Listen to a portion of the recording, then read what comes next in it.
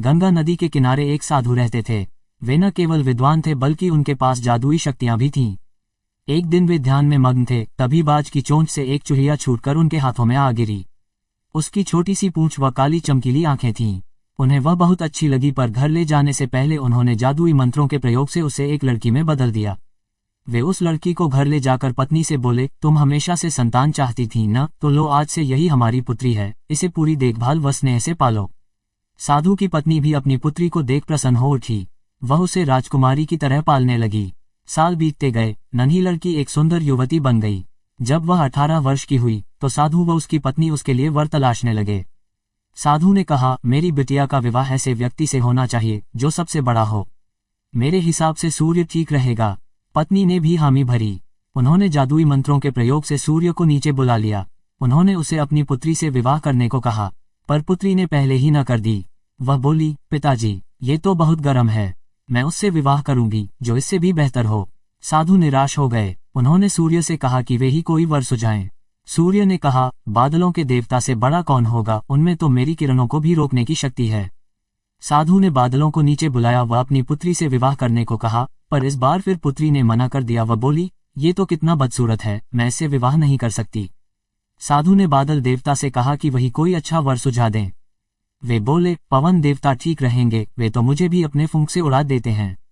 साधु ने पवन देवता को बुलाकर अपनी पुत्री से विवाह करने को कहा। पुत्री ने फिर इनकार कर दिया। वह बोली, मैं इससे शादी नहीं करूंगी, ये तो कहीं टिकते नहीं, हमेशा यहाँ वहां भागते रहते हैं।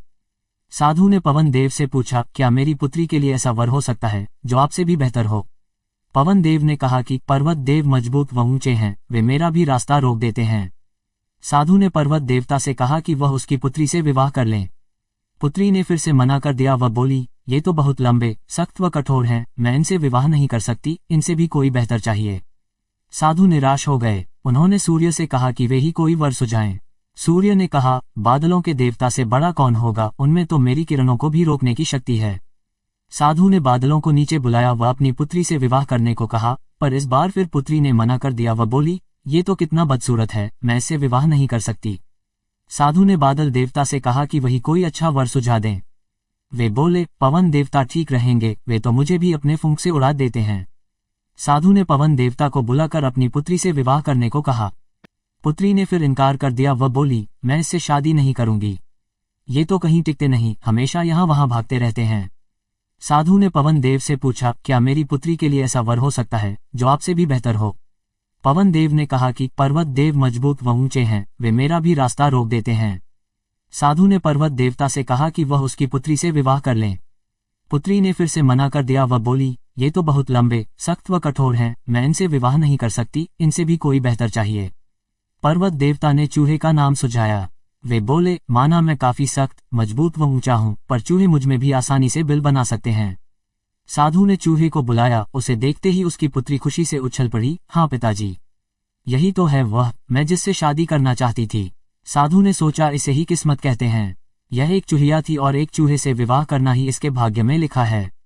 उन्होंने जादुई मंत्रों के प्रभाव से पुत्री को फिर से चूहिया बना दिया। चूहा व चूहिया विवाह करके खुशी खुशी रहने लगे। शिक्षा कोई भी अपने मूल स्वभाव को नहीं बदल सकता।